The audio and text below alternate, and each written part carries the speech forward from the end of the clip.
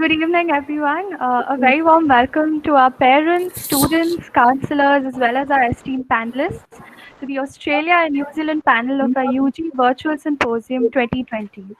Let me just begin by telling you a little bit about who we are. TNI Career Counselling is a global counseling admissions consultant and test prep venture for undergraduate, master's, and MBA programs in India and abroad.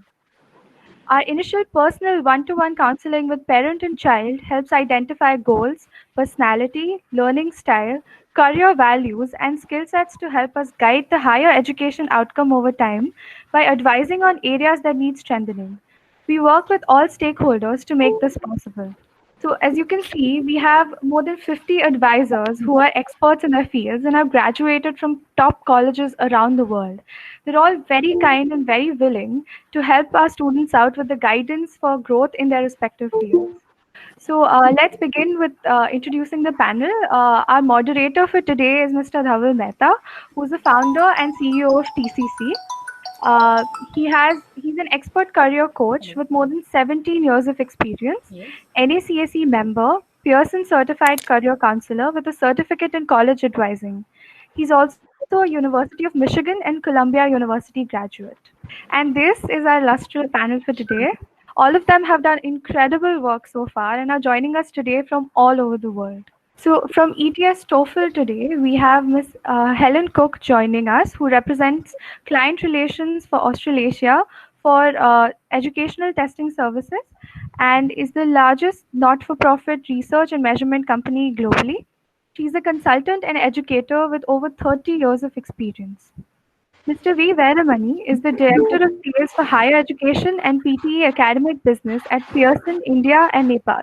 As Principal Advisor for India at the University of Sydney, Ms. Anupama Ghai is responsible for its India operations and aspirations to be a preferred study destination for bright Indian students. She has more than 8 years of experience in the education sector. Ms. Remiata Verghese has 10 years of experience in the international education industry coupled with diverse industry experience. She currently leads the recruitment initiatives for University of Queensland in India as the Senior Recruitment Advisor. Next, we have Mr. Rutvik from University of Western Australia, who works with them to market their offerings in South Asian region for the last 5 years. This includes student recruitment, research and development collaborations, articulation agreements, and establishing partnerships within higher education and private sectors in this region. And we have Mr. Ashish Suri from the University of Waikato, who's currently working as market manager. He is a higher education professional with 15 years of experience. He engages with schools and institutions for partnerships and agent account management. Today, I just want to talk very briefly to you about an investment in the future of students that ETS TOEFL has made by putting the TOEFL test, the test that you would normally do in a test centre, completely online. I mean, this test, you would use your own computer equipment and you meet certain requirements for the test environment and so forth. And that will then allow you to access this online test that is going to be monitored by a human proctor. So the human proctor will check the environment, will ensure the security of the test, and they also have access to a range of AI tools which are quite sophisticated. And the purpose of this is to allow students in this secure environment to gain a score so that they are able to continue their study journey. Some of the universities in Australia and in New Zealand are accepting the TOEFL Home Edition. I have to say with some disappointment, we are still waiting for advice from the Immigration Department regarding their acceptance of the TOEFL Special Home Edition. However, many universities are able, because of the student regulations in Australia, to accept the TOEFL Home Edition with their own decision. in regard to the New Zealand Immigration Department, they have agreed that test takers can use the TOEFL Home Edition. This slide and the following slide are just a couple of quick examples of the variety of institutions that accept the TOEFL Home Edition. We have Macquarie University, Swinburne, and University of South Australia. So there are universities all around Australia accepting the TOEFL Home Edition. And this is either for commencement of an online program, if you are wanting to start your study at home during this period, as well as for study in Australia. So a typical score to get into an Australian or New Zealand university would be around 7980. However, there might be, that is a total score. There may be some courses that have a higher requirement, but certainly all universities in both Australia and New Zealand accept TOEFL test results. Yeah, I think Pearson, PTE has been the most simplest and the computer-based test that we have.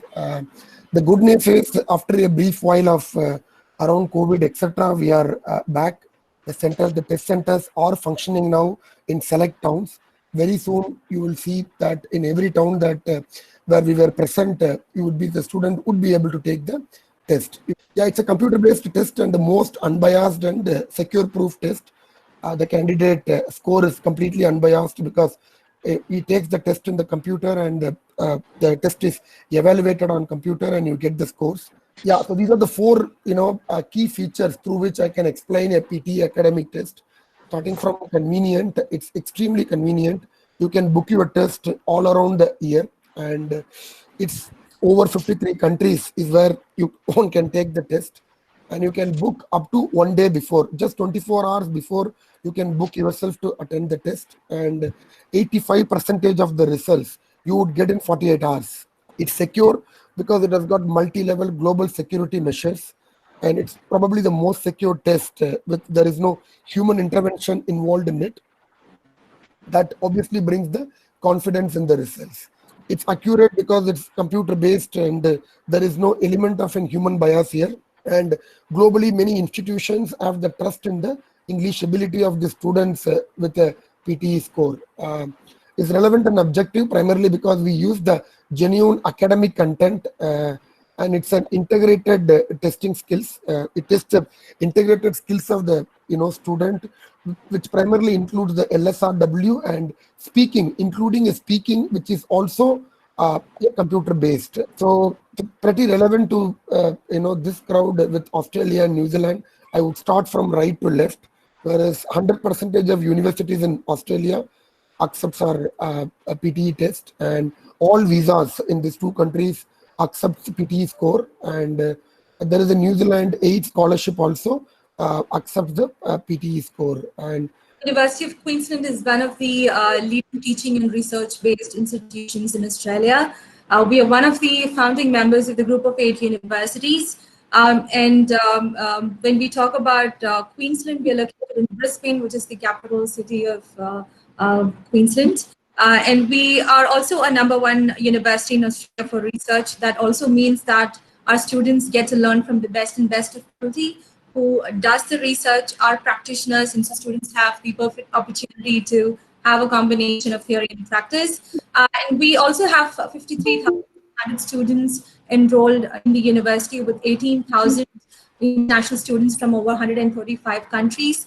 And of course, our campus, one of our campuses at St. Lucia is ranked 11th most beautiful campus in the world. And our teaching faculty has won maximum number of teaching awards than any other universities in Australia. And we have more to our credit as we talk further. Probably we might be able to share more. Yeah, hi. I'm Anupama Ghai. Thanks for inviting me. University of Sydney is the first university in Australia, and we were founded in 1850 and modeled on Oxford and Cambridge universities. We are consistently ranked in the top 50 universities in the world, and we are known internationally as leaders in education, research, student experience, and graduate employability. We are 1 in Australia and number 4 in the world on graduate employability. Number 2 in the world on impact rankings, the recent rankings which have come out by the Times Higher Education. Just to say that 31 of our subjects are ranked in the top 50 in the world. So it talks a lot about the quality of education that we provide at our institution. For undergraduate degrees, we offer a lot of flexibility for you to, create a future full of possibilities. Students can combine their passion with their career goals, and they can practically design their own degree choosing from a large shared pool of majors and minors. We have the largest student mobility program in India. We have partnered with over 250 universities in more than 40 countries, and which gives the students access to global opportunities, and that will broaden their horizons. As you can see, we've taught 7 prime ministers, 2 Nobel laureates, 110 Rhodes Scholars, and 145 Olympians, which says a lot about the kind of infrastructure we have available at the university. We have a right mix of traditional and modern building and state-of-the-art infrastructure. I especially love the University of Sydney's iconic building, as it really gives you a Hogwarts-like feeling. So please go visit our website and see the photographs of the beautiful campus that we have. Thank you. Thank you. I was also going to ask you, since you've written that you've taught 7 prime ministers, I hope they listen to you at this time and have students coming in soon. Yes, I think we are getting a lot of positive news coming out from Australia, so which would definitely help the international students commence their studies very soon. My name is Rutvik, and I represent the University of Western Australia. We are based on the west coast of the country, so Perth is the capital of the state of Western Australia. The University of Western Australia is ranked in top 100 in the world, and we are also part of the group of 8 research intensive universities. The best thing about our undergraduate programs is 67% of all our majors incorporate work-related learning. So whilst you are pursuing your undergraduate programs at UWA, you will also have an opportunity to undertake some hands-on experience while you're going through your undergraduate program. Another interesting thing about UWA is we are also quite strong on campus events and activities across Australia. The University of Western Australia's course structure for undergraduate degree is fast track. So if you would like to go down the path of a professional degree in engineering, you can finish it in 5 years and you can get a master's in engineering, which is fast tracked, globally recognized, instead of a 4+ year traditional model. So that's in a nutshell. To be in a country which is known as a land that welcomes you with open arms and a purity of heart. And University of Waikato is located in the northern island of the country. As a university, we are located in the 4th largest city of New Zealand, that's Hamilton. And we have recently expanded our one more campus in the fastest growing city of the country at the moment, which is in Taronga. The university is ranked amongst the top 300 universities in the world, and it's among the top 4 sought universities in New Zealand for students coming from 80 different nations at the moment. The university has a management school, which is very highly ranked, being a Triple Crown accreditation school. We have a very strong lineage of business management professionals coming and studying with us, both at the undergraduate and postgraduate level. The undergrad courses at the university have professional accreditations. So if students choose to do an accounting qualification at the university, they do have a professional accreditation with bodies like CA Australia, New Zealand, CPA Australia, or ACCA. That's something exciting. As I was listening to University of Sydney and then to Dhaval about prime ministers, you all would be happy to know the current prime minister of New Zealand, Jacinda Ardern, is an alumni of University of Waikato, and we have been pushing hard to see how things could come along for all of us in the coming months. The 11 subjects which are ranked among the top 300 and sought for. So subjects like computer science, accounting, business, finance, media studies, English literature are something which students across the globe choose to study at the Waikato. And most of our program qualifications have a work integrated learning built in, which makes enable students to learn through with their course of study and have a great experience of not only studying but also integrating their skills with the local industry bodies in the country. And last but not the least, university is very well known for its research, and most of our faculties bring in a lot of research work within the classroom which engage students to learn on a real projects. We at TNI take great pride in connecting stakeholders with the right people and information, and this symposium is the realization of that vision. We want to be discussing topics like the various scenarios that will play out for international Indian students, how easing of admission requirements is happening, whether there's a change in delivery of education, how blended learning is being presented, and how accommodations are being made for students, how online infrastructure is being built for universities, and the capacity at which universities will run, if at all, how safety on campus is being addressed by universities. I just wanted to go through some basic requirements for undergraduate in Australia and New Zealand. One is, a consistently good academic record, or an upward sloping curve, an English language test that needs to be taken, which was again the IELTS, the TOEFL, or the PTE. There are also 2 other exams as well that could be taken, and then there is other prerequisites that universities might have, and then of course the application process that might need you to provide recommendations or any essays. If you do not, or if you not meet some requirements, then there is you can participate in the preparation programs as well. Why is Australia and New Zealand attractive for Indian students? And I think there are many reasons why. Apart from the vibrant student life, there are many scholarships also available at the undergraduate level. There's accommodation, that is available, on-campus housing, rental properties, hostels and homestays. Research, which is also something that was mentioned for both undergraduate and postgraduate coursework. Of course, the work visa requirements, which allow you to stay back in Australia for 2 years if you are in a university which is in the city, or a regional university, you could get up to 3 years. For the work visa requirement in New Zealand, it's 1 year if it's within Auckland, and if it's 2 to 3 years if it's outside of that. Visa requirements, student visas depends on your course, and here are some of the typical requirements that we've put in here.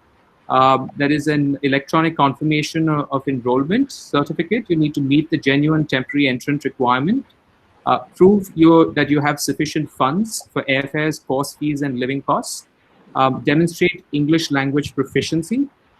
Meet health and character requirements, and provide evidence of overseas health cover, which kind of stipulates that this will help you pay for medical or hospital care while you're studying there. So the question here is, how is fall, or of course there are 2 intakes, there's July and February. How is this going to turn out for admits due to COVID-19? So at University of Sydney, we have delayed the start date by 3 weeks. Our semester 2 usually starts around 3rd of August, but this time it will be starting from 24th. As per the current plan, all units of study will commence as remote learning, and all the students will be able to complete semester 2 remotely if needed, including those students intending to study from their home country. Now, that does not mean that we do not have a plan to gradually start face-to-face teaching based on the federal government's plan to ease restrictions. We have also come up and prepared our 3-phase plan. The semester 2 this time would be shorter by 1 week, but that does not mean that there will be lesser number of units or study time. So our end date would be 23rd November, and the whole project, the exams would be finished by 12th of December. As I said, because we have to make arrangements for the students who may not be able to start with us on face-to-face on campus. Yeah. So hopefully the domestic students would be able to start face-to-face, and the students who are already there in Australia would be able to do that. But there may be some places or some countries where the students are not able to travel due to travel restrictions.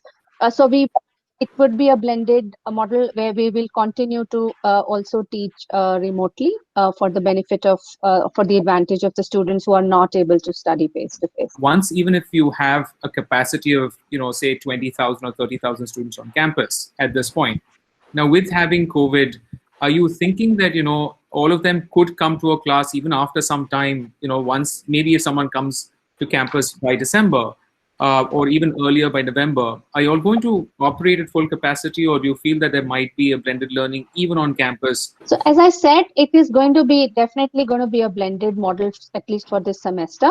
Because we are even if the travel restrictions are eased and people are able to, they might not be comfortable traveling in a hybrid blended model. There will be face-to-face, and some part of it would be face-to-face, some part of it would be online. But even the face-to-face portion would be available to students who are studying remotely. How is the online infrastructure, at University of Sydney presently, and how is that going to be, as you move along? I assume that would have just strengthened. Yes. So basically, to be very honest, we really did a very seamless transition in semester one itself. We, within a week, without any disruption, we were able to transition from an offline mode to a remote learning mode. Normally, what we would have done in 2 years' time, we were able to kind of put together in a 1 week's time. So there was definitely no disruption. It was pretty smooth and seamless.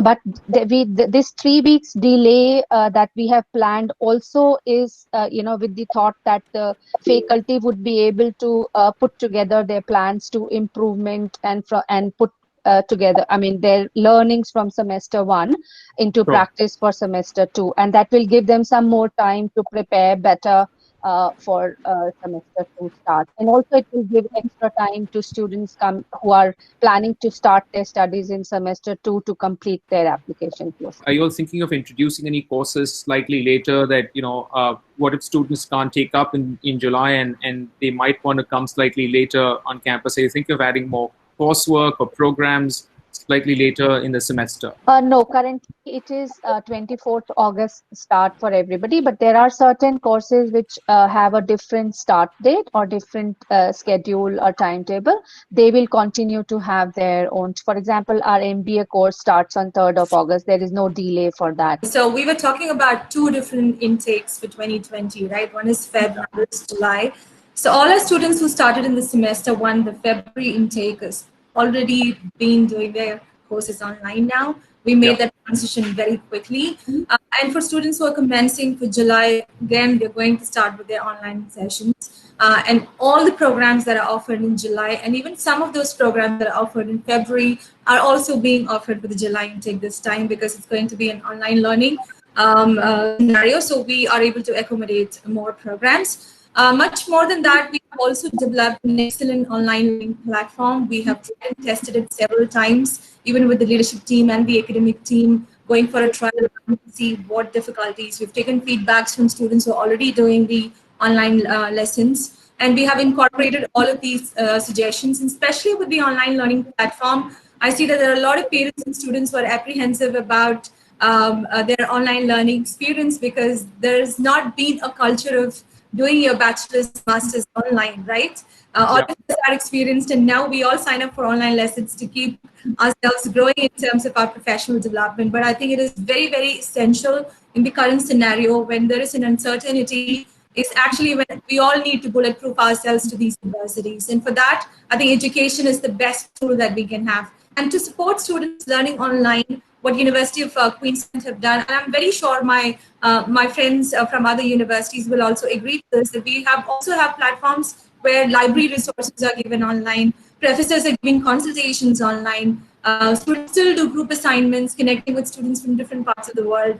There are student success programs where they normally, when they come to campus, they have academic support.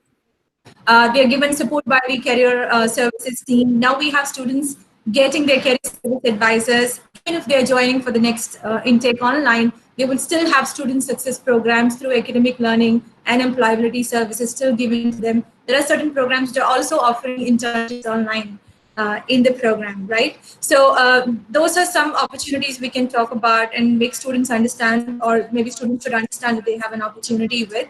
Moreover, for those parents and students who have difficulty understanding or probably is apprehensive about that experience, there are lot of master classes that is being offered by different universities, which also gives them certifications. So you will have an idea of how these online sessions work, how interactive they are, and most of them are free of tuition fees as well, or free of fee as well. So you can go ahead, take those series of classes and get certifications.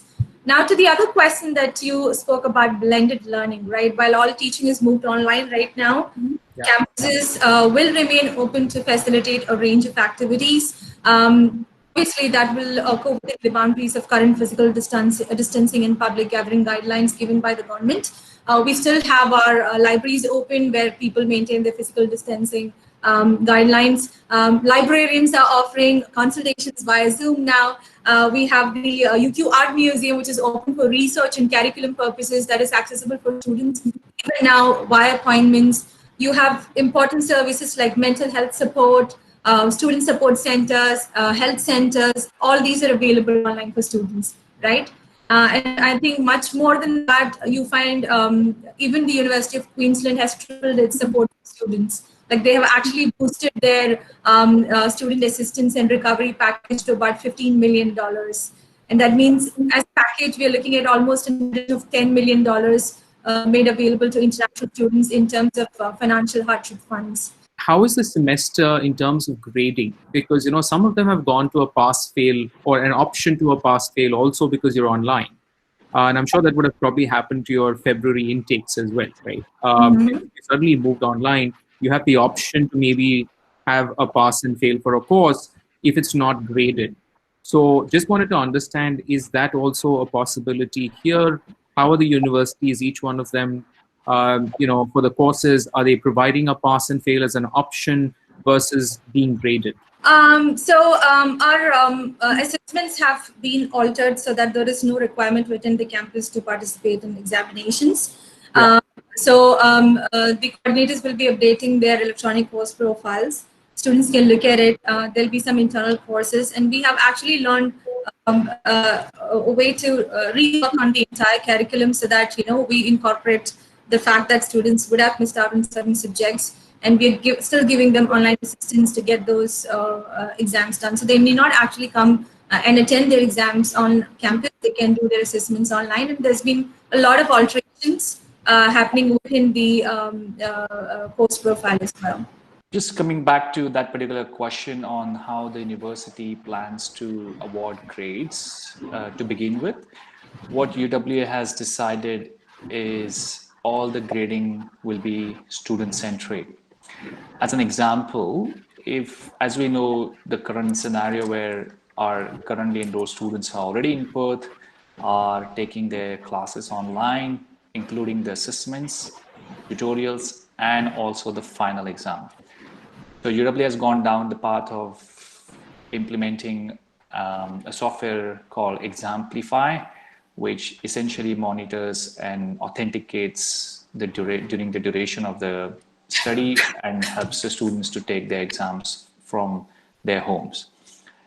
In terms of grading, assuming a student is not happy with the grades that they have received as part of these online exams, tutorials, and class participations, they can accept for that particular unit and ungraded. So what that means is essentially in the overall CGPA of that students, it would not affect negatively, assuming the students expected, let's say 80, but received a 70 through online examinations. Student believes that he is not being given the right level of credit, they can choose to accept as ungraded. Now, look, talking about how the transcripts would look like, whether it's online learning or face-to-face classes, the transcripts do not discriminate. So it will just show as if the student has taken an online learning or a face-to-face, doesn't matter. It will not discriminate on their final transcripts. Okay, that's Does good. that answer? So in terms of Waikato, we have been taking a very similar approach to what UWA has taken up back in Australia. So we have gone up where faculties have been flexible enough to look at these student assessments for online delivery, which has been in system since the start of March. And if students are unable to get through their papers, in terms of some students have fallen out of their grades, faculties have looked into their pass scale. So that's always been one of the criteria for them to reassess them. Students at Waikato do have an opportunity and a flexibility to withdraw a paper and change it.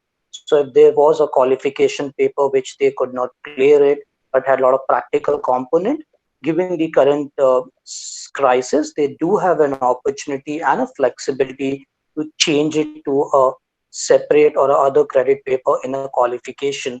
So in terms of assessments, faculties have been quite flexible, and it's been a student focused approach which has been taken up at the university across all the departments offered. Yeah, coming to what on your question one, which is still highlighting, been after hearing so much about from my neighbors. In terms of COVID specific to Feb, the university has gone a two-step ahead, and New Zealand government has been very progressive. So apart from financial hardship allowance, universities have gone ahead and provided laptops and internet devices to students who did not have them when they arrived in February for their sessions. So that's a very extended support given to students. There have been cases where students were staying in the university accommodation. They could not arrive, but university has waived off their rents for their accommodations as well. And these are some of our very unique support systems which New Zealand universities have taken it forward, and Waikato is one of them which has been very progressive. And the model which looks like for us is a combination of a blended learning option at the moment, but university is very much looking at online as an option for international students going forward. So we would work very closely with our students across the globe to either look at as a blended learning option or to even opt for a full online option of studying a qualification. The question here is, has that application process changed due to COVID-19 in a way that there are still some exam results that are not out? How are you going to, if you were waiting for these grades while giving any kind of admissions also, how would you now look at them? So to be very honest, there is not much of a change, in the admission process, except that earlier also we used to accept predicted grades from IB and Cambridge. Unfortunately, that's not the case with CBSE. But I hope that with the delayed start and the last date of submission of all the documents is 17th of August. And I think some of the students will be able to, kind of start the application process now and, take advantage of the delayed start. But other than that, so we've taken into account taking into account the cancellation of English proficiency exams. We are accepting the TOEFL home-based test and the IELTS indicators as well. And also, if you have taken IELTS up to 3 years before, we are accepting that. Earlier, the validity was for 2 years. So these are some of the changes. Unfortunately, with the CBSE exam result delays, some of the students might, kind of miss out on, because the scholarships opportunities are, the date is the deadlines they would miss those deadlines. Okay, so of course, like how Anupama shared, it's similar to University of Queensland as well. However, especially with IB, as we said, we are accepting the predicted scores.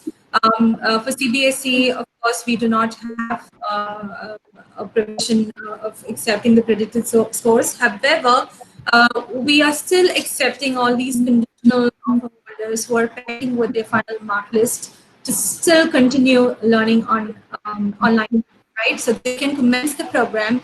And what we have done is we have extended the deadline where they can submit the final transcripts. So for CBSE students who are writing their exams delayed, even for undergrad and postgrad, it's the same way.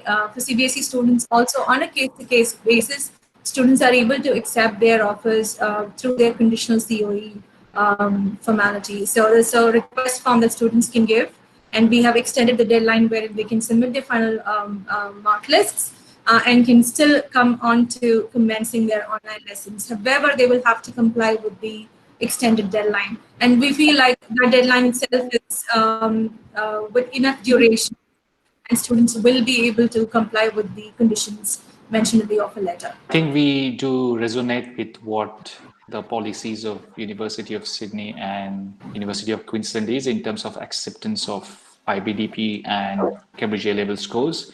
We are not accepting CBSE, ISC or state boards until the official results are released. It's going to start online as remote learning, and normally the conditional or unconditional offer and ECOE, kind of is required early on because there is a time for the visa processing and all that.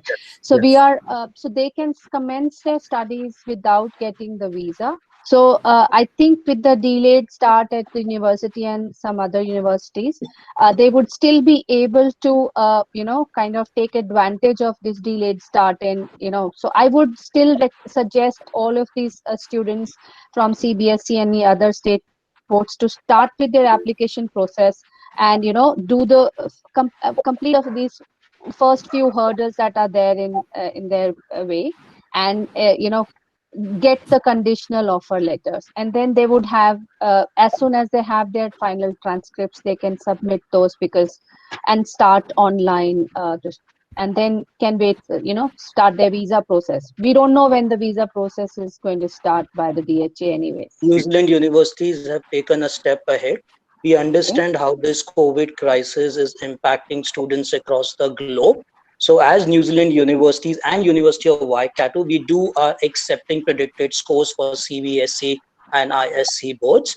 So students are able to produce their predicted score or provisional exam results. They can get a secured offer letter from the university for a bachelor qualification. In terms of IB and A levels, we are looking at a calculated score because we understand the exams have been called off. And students have time till the start of second trimester to complete and produce their final certificates for a confirmation of enrollment. So that's something which has been flexible in terms of giving students an opportunity to start and heads on with their career. And that's something what New Zealand has taken as a key factor when they are looking at undergraduate students at the moment. And adding to one more key point, Dhaval, while you were presenting about New Zealand, I thought it's very important for students to know that New Zealand offers a 3-year post-study work visa for all the undergraduate students. So there is no location restriction as such. So if you study undergraduate qualification at any of the universities in New Zealand, you're eligible for a 3-year open post-study work visa. The restriction is only applicable for the qualifications at the graduate level program, which are a 1-year diploma level qualifications. If the visa process starts later, their time for essentially, even though they've started the courses earlier and they get the visa later, so their time of study starts from the time that the visa is given to them, right? I would assume. See, there is still no clarity on that, unfortunately. We are also awaiting a clarity on this aspect from DHA. How is safety and living arrangements going to be addressed as we move forward? I know Australia and New Zealand both have seen a lot less cases. Things are opening up there as well. How is safety, and maybe social distancing, a lot of this stuff, I'm sure it's a discussion or an ongoing discussion. Maybe you can tell the audience also about how Is safety being taken more seriously at the universities at this point in time? So in terms of universities in New Zealand, we have moved to level 2 at the moment from this week, and that's given us the opportunity to invite students back at our campus. Students did not have the luxury to be at campus since last 8 weeks when the lockdown was actually announced. And during all this while, students who were putting up in the university accommodation were taken care of. So there was a social distancing measures being in place. They had a limited movement to move around the accommodation. But moving forward, this is an ongoing discussion at the university. And what we are looking at, something which is what we have started from the coming Monday, is having a QR code at the university campus, and all students will have a QR code as a contract COVID tracer. So wherever they are moving in around the campus, either in the library or across anywhere around the campus, that gives us a chance to trace down how their well-being is. And that's something first of the initiatives the university has taken at the moment. We are taking a lot of care in terms of the social distancing measures. So university is also looking at reducing the number of students which stay across in students' halls of residence. So that's the second measure what university would look for as students come on campus from the start of July. And that's more specific to students who are already enrolled. And once the borders are lifted, there will be more separate measures announced for the international students who come over. Yeah, so basically, as I said, that we had transitioned to online delivery, and we are taking all necessary steps to reduce the number of students and staff to attend the campus. Um, our Wi-Fi network, computer labs, research and study spaces, they are all open to staff and students with social distancing measure in place. We have enhanced cleaning protocols, which are there across the campus to ensure that the campus is safe for students and staff to use. There are the libraries and the others, they are all online available. So there are a lot of support available. So there a few committees have been formed to look at specific aspects of students' well-being. So there are some mental health and well-being committee, and the students can reach out to these forums and these special committees where if they have any issues. They have been issued, laptops and special kind of funds have been allocated to them in case they need some sort of infrastructure to continue with their remote learning if they are not feeling confident of coming back to campus even when the campus opens. So there are all these, and the university is constantly seeking advice from the NSW Chief Health Officer, and we are taking necessary action which has, as per the advice given by the health officials. So it is we are doing all we can to make the campus as safe as possible, and all the measures have been really thought through before we have put them into implementation. Also, as far as the capacity of students, even when you all think about starting, the campus, and do you think you're going to, look at that in terms of only having a certain number? Because while I was actually talking to universities in the UK as well, they mentioned that if we have about 100%, we're just going to look at only having a 50% capacity at least for this semester, and just not. And so that's becoming a difficult task for them. Yes, to then decide which 50% are going to be on campus versus not. So I'm just wondering from that perspective, have any of the universities here taken that call of do I want my the university running at full capacity at this point in time, even as we move along?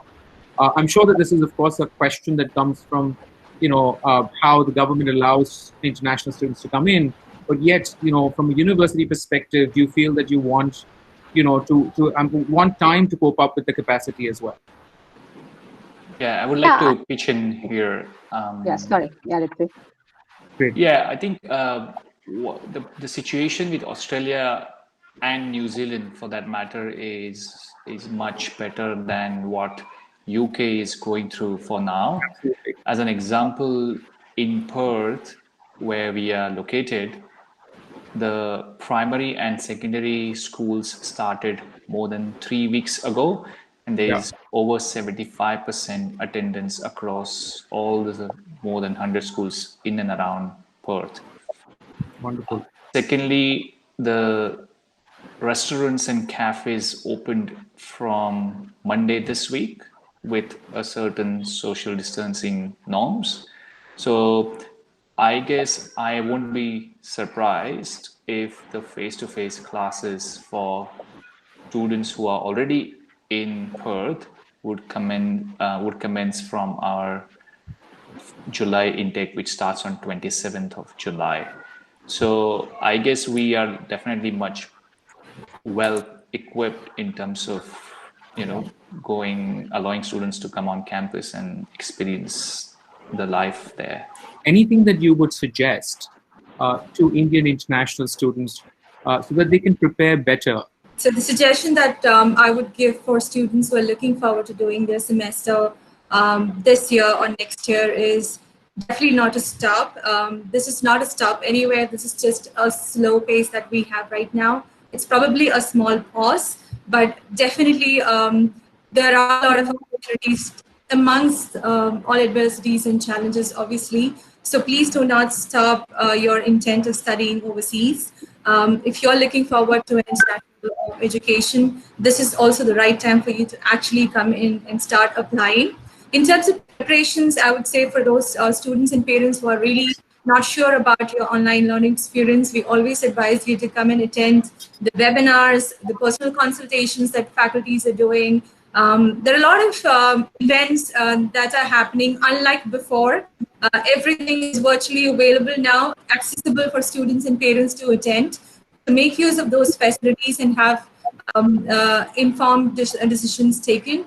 In terms of improving your profile, nothing is changing, but I've attended several sessions before wherein students, especially undergrad students, who have a gap before they actually start their 12th standard, or if you're currently in 11th standard, I want to give you some inputs that you can still do a lot of courses online, get certifications. There are a lot of platforms that students can, avail some courses on certifications and build your CV. So that is one challenge as you go abroad. Obviously, you're not assessed based on your academics, but at some point, your extracurricular, your additional qualifications are coming to help you throughout. So make use of this time to keep on learning, adding to your growth, and never stop. Also, just to share, there is also a life in Sydney webinar series for undergrad students run by University of Sydney. Because I do understand the challenges with the parents and the students in making a right choice for their kids' future, and obviously overseas education is a huge investment. So I'm just of the opinion, you can pause rather than rushing to a decision, accepting an offer and getting yourself enrolled. Just make sure you have enough time to reassess all your possible options, looking into criterias around your destination and the current pandemic situation. Scholarships are also quite important to everyone, and then make a decision in accepting the offer. This point for all these students who are attending this session is that stay focused. There are a lot of opportunities which will fall in for you guys in next 6 to 8 months. I know you would have some kind of hesitancy around economic stability, but countries like Australia and New Zealand are very strong economic wise. So in terms of you're looking to study in Australasia, I think that's going to be your key element of success. Not only from the point of getting employability, but also from the point of coming to destinations which are at the moment the safest in the world from the pandemic. We've just started it from last 2 weeks, and we've been getting a lot of response on virtual internships from New Zealand employers. So I could share a link with you, which is on our website, where students could explore their virtual internship options, not only limited to New Zealand, but we have been engaging with employers across the globe, and virtual internships are something definitely in at the moment. And a lot of our students who are at the moment doing undergraduate qualification have been given an opportunity to explore virtual internships at the university. TNI Career Counselling also does. For the rest of them who are here, is that we're very focused on providing a plan to students, providing academic advising, admission insights as a part of a life coach and mentoring. And for the college application process, the selection of schools, colleges, and how they need to position themselves, the visa preparation, loan options, ticketing, foreign exchange, also any summer programs or any preparation programs. That's what we help with. And also any test preparation coaching or tutoring, and any extracurricular support that they would require. Thank you, everyone. We've had a very stimulating discussion.